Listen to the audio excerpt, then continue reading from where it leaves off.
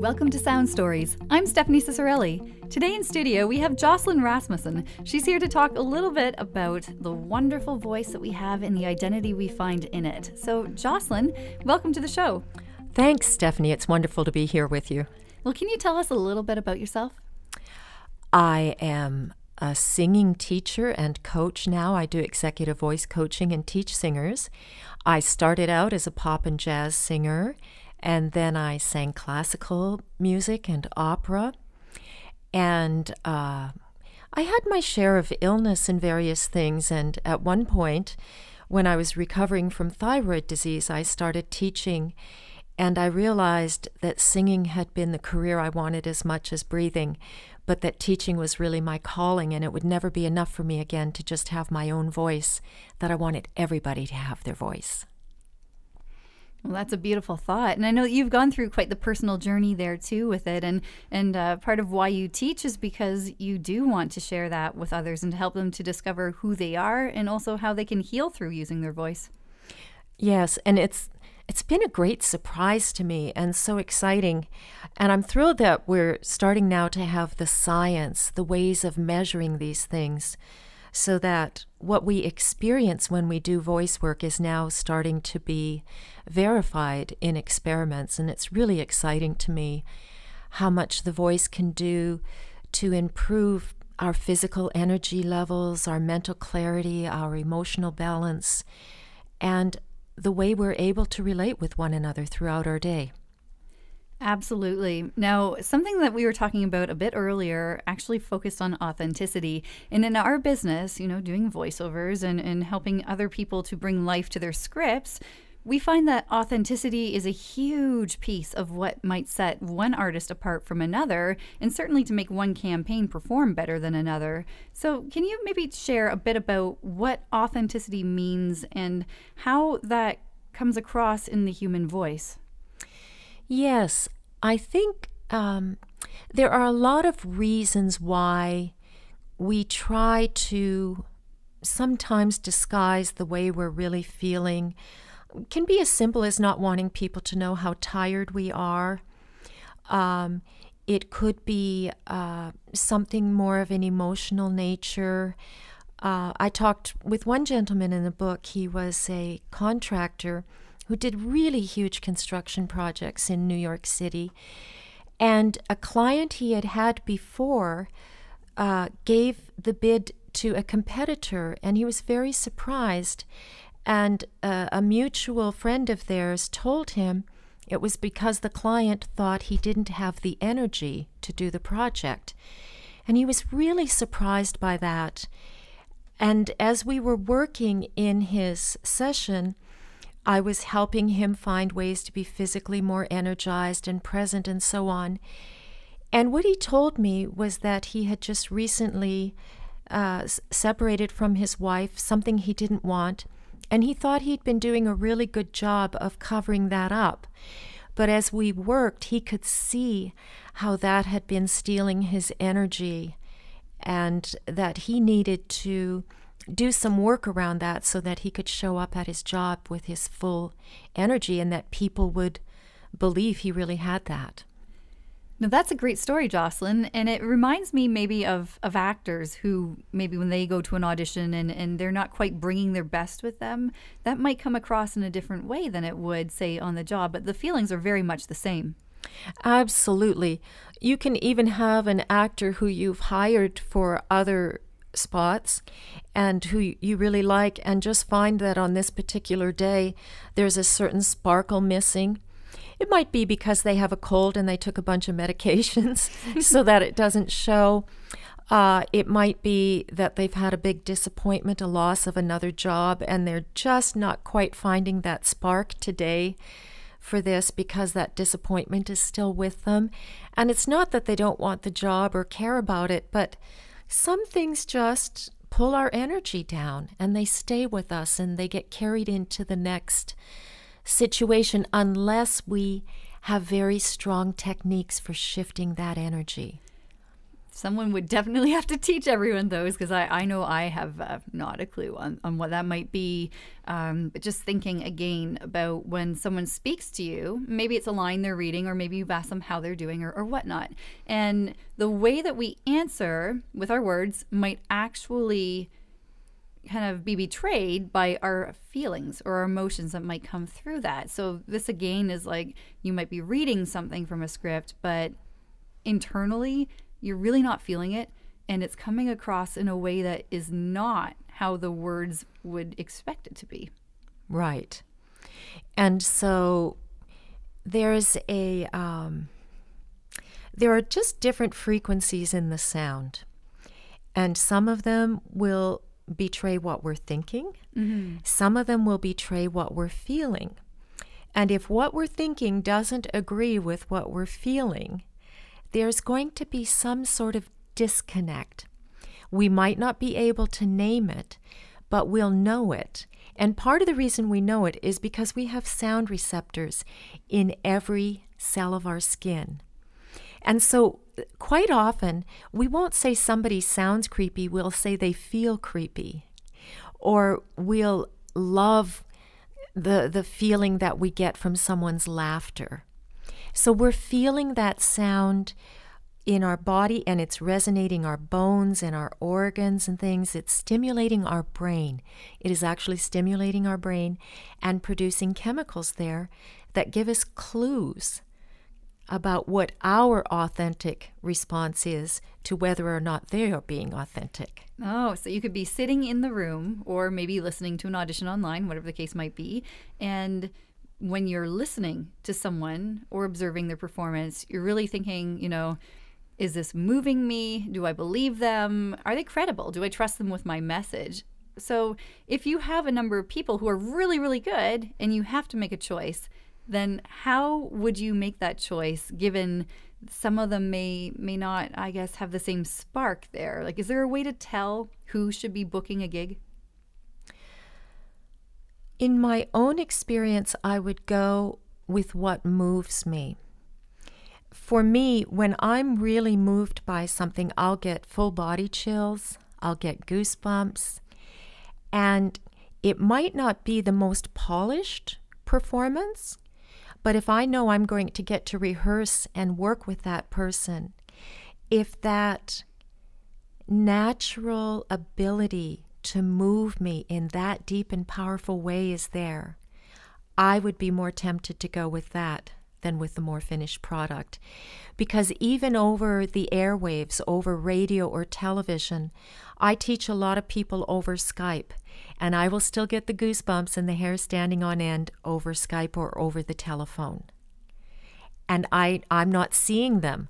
I'm not getting all of those other cues if I'm on the phone, but I will still feel it physically in my body, or my eyes will mist over, or my heart will be open.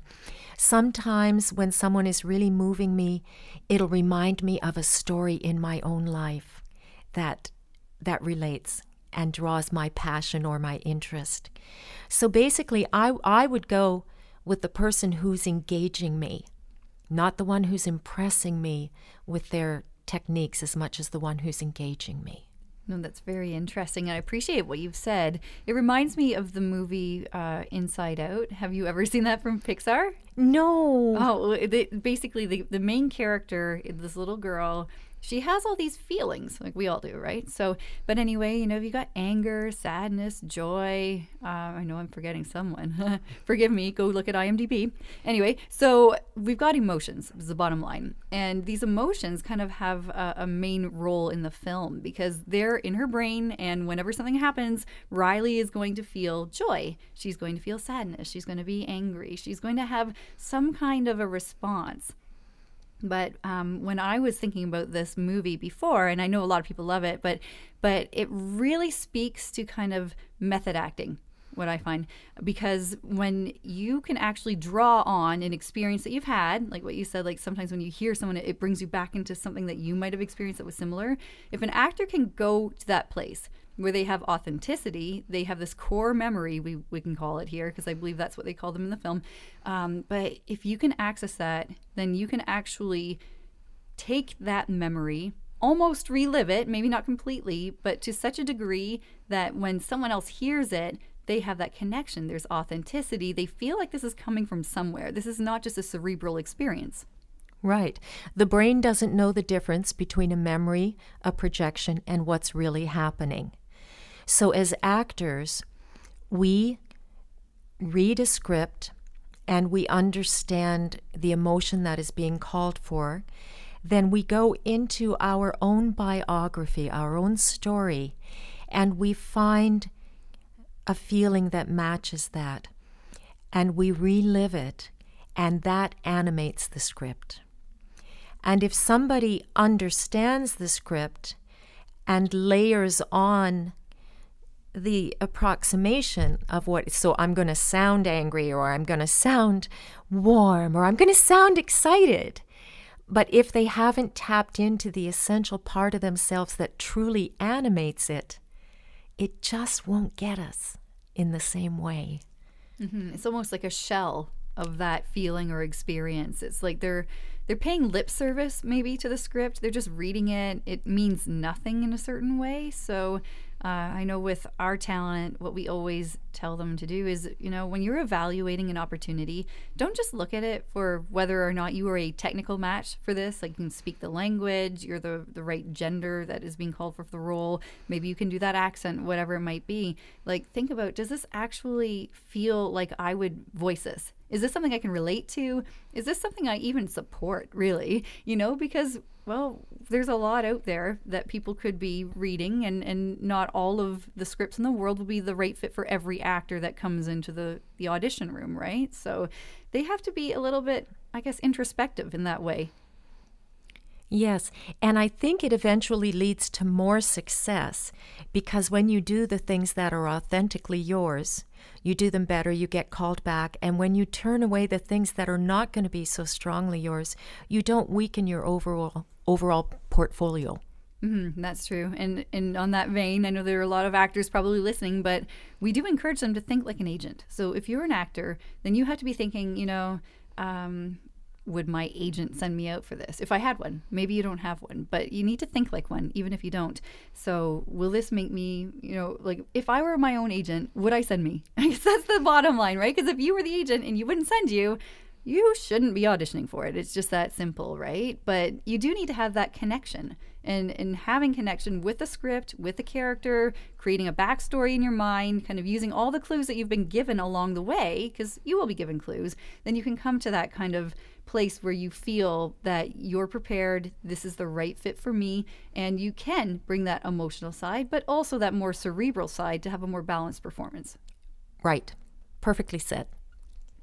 So we've talked a lot about kind of just getting into the character and understanding if something is right for us, but I think I want to go back to words, because words are so very powerful. And as we know, that words can sometimes mask something. We might say a word that we don't really mean, and our voice may betray us, but there are other instances where just even the word choice itself can have a dramatic effect on the listener or on the person who's speaking it. So at some point, I came across this wonderful quote. It was through a song, actually.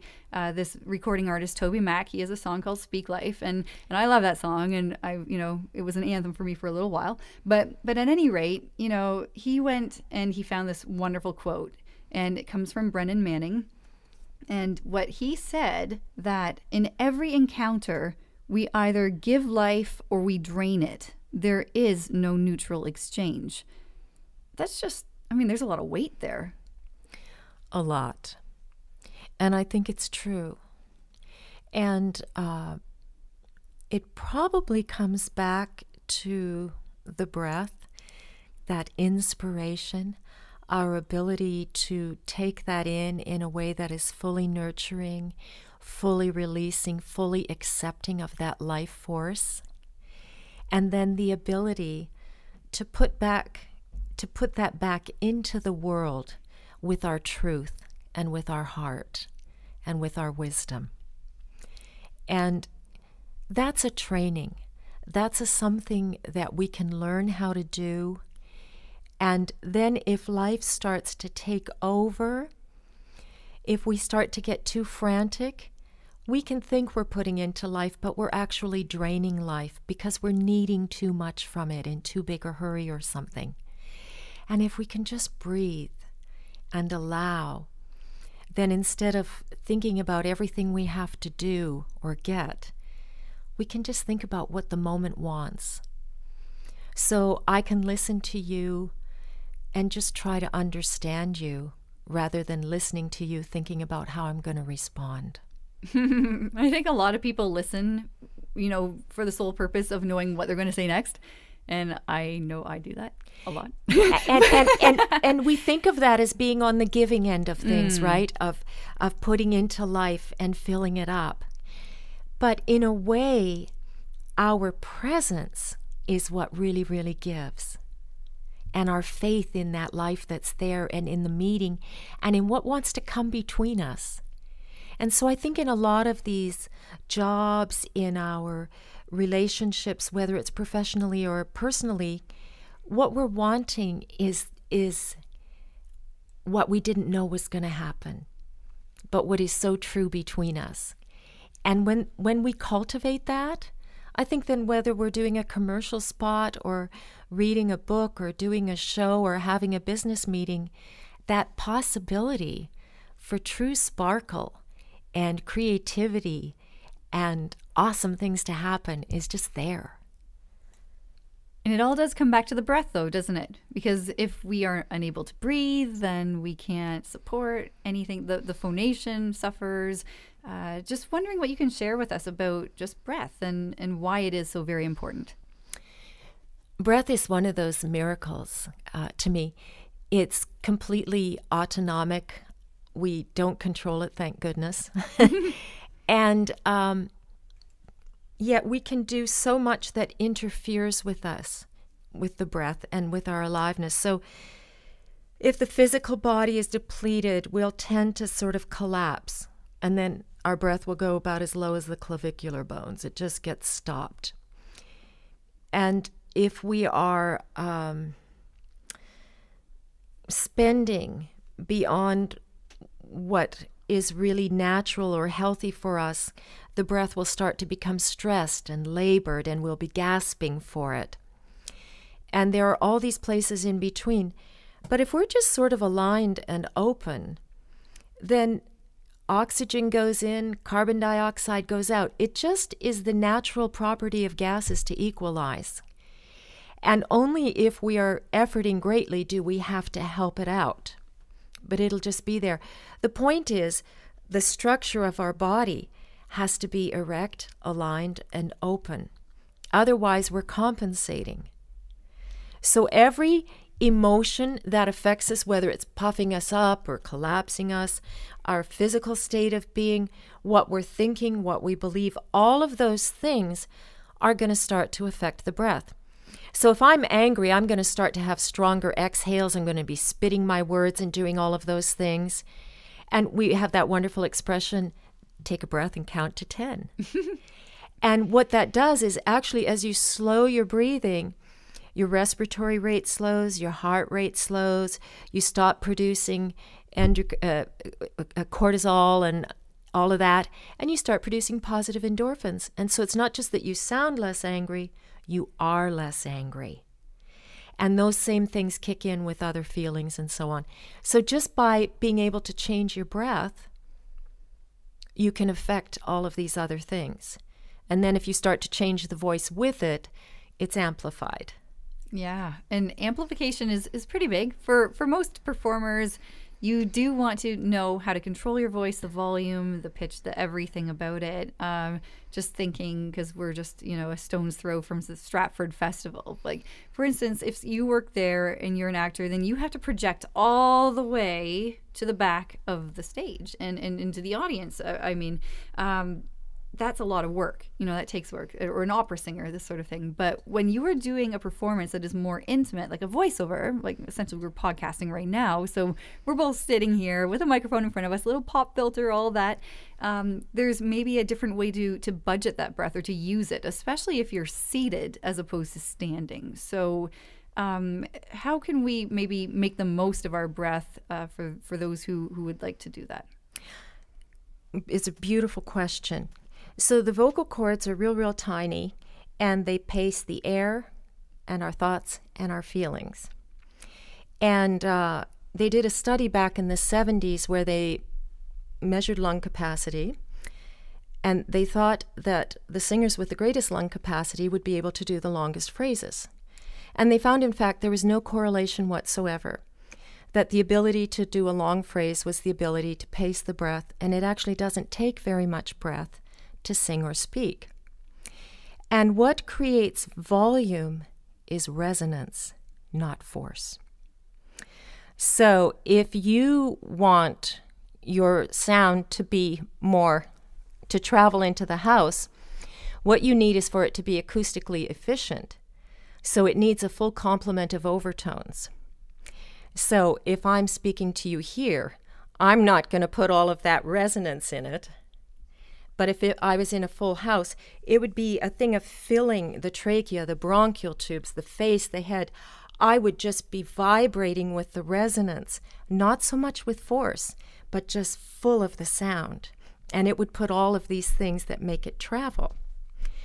If I'm in a more intimate situation, I would still want a complete sound, and I would still want that resonance to be everywhere, but it just would be just less. It's more the intention that you have that determines those things than a force. The power comes from accessing things with precision rather than from excess muscle. Mm-hmm. I like that what you said. It's more about the intention behind maybe what's being said as opposed to, just how much lung capacity you have or like how loud you're trying to be, frankly. And when you're doing voiceover, you don't want to do that. Obviously there's kind of a way to use your voice that you don't abuse it, that you're coming across in a way that is safe and, the right proximity to the microphone, all of these wonderful things. But if we haven't mastered our breath, right, and then there's the possibility for physical tension to kind of creep in. And I know, because as a singer, my background is in voice, I know what it is to feel like you have tension living somewhere. Usually it's in the neck or it's in maybe in your hands. You get like a little claw going on there. But I know that in a book that you had written just recently, you did have a great example of a singer who was in your studio who was having really hard time hitting some high notes. Maybe tell us about that. Yes. She just could not get through to the top of her voice, and my feet were killing me. And so just on a whim, I asked her to take her shoes off. And when she went for the high note, she gripped and curled her toes. And I said, "So what did you feel in your feet that time?" "Oh, nothing," she said. So I finally took her and stood her in front of a full-length mirror and asked her to watch her feet. And she was absolutely stunned when she saw that. And as soon as she stopped gripping her feet, her high notes came out, because that was causing tension in the legs, causing tension in the lower body, making it impossible for her to get a good breath, and causing her to grip in her neck. It just set off a whole chain of tension, and once her feet were released on the floor, her voice was free to function. That's amazing. Well, if physicality is so very important to doing voice work at all, like just because you're not seeing someone on camera doesn't mean that they still are using their entire body to do this. Like any vocalist would know that it literally is your entire body. Your instrument is your body. It's not a violin. You can't just pack it up in a case and carry it around and kind of shield it. Like you really have to be careful, and you have to be very just focused on what you're doing and grounded in what you're doing. And another thing I just thought of, salespeople who do cold calling on phones always keep a mirror beside the phone so they can remind themselves to smile. We hear a smile in the voice. Even those small things in the body will make a big difference. Yeah, they could make or break a deal, but it also comes across as being friendlier. And maybe, if you have an actor who is reading from the script and they've got a smile on their face, all of a sudden there's this different color that comes in. Absolutely. And that could completely affect their read. It'll maybe change the entire tone of that piece. And the other point it occurred to me to make when we were talking about the projecting and all of that, if you don't, in a quiet way, let's say I'm reading a 250-page book, if I'm not bringing all of that physical energy and support, my voice will be very fatigued from reading for an hour or two if I'm not using the same musculature and energy that I would in a big hall. Mm-hmm. Yeah, well, I guess you have to know your setting as well as just your instrument. You have to know how it works, and some actors can get away with drinking milk before they go on stage, for their voice work, and some say no dairy, none at all.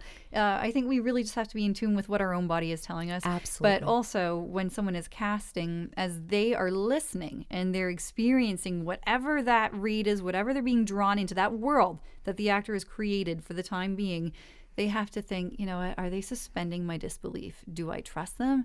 Do I see myself in the setting? Or is this maybe falling in and out of authenticity? Is this, the person doing the voiceover, maybe their character is dropping in and out? Or if it's an accent and they're not a native speaker, then you will hear what the result of that can be, right? We've seen enough movies with some Hollywood stars who will remain nameless, who, in those roles, sometimes they don't quite stay on message. And so far as the role they're portraying, it's really easy to lose an audience, And so when someone is listening to an audition, or maybe they're in a actual live casting session in person, then you need to be watching for that. Like, can this person carry this all the way through? Do I actually feel moved, as you had said earlier, by what their performance is? It isn't just giving me information, it's making me feel something. Yes. We'll think about the information. If we feel motivated, we'll go out and do something about it. Well, thank you for being on the show, Jocelyn. It was my pleasure, Stephanie. It was really fun to be here with you today. Oh, and we're going to put this in the show notes. Don't worry, everybody. But where can people learn more about you and your book? At meanttobeheard.com. Fabulous. Thank you for tuning in. And if you haven't already done so, I'd like to invite you to subscribe to the podcast on iTunes, as well as give us a rating. We love hearing from you and gathering your feedback. Once again, I'm your host, Stephanie Cicerelli, and I hope you can join us for our next Sound Stories podcast.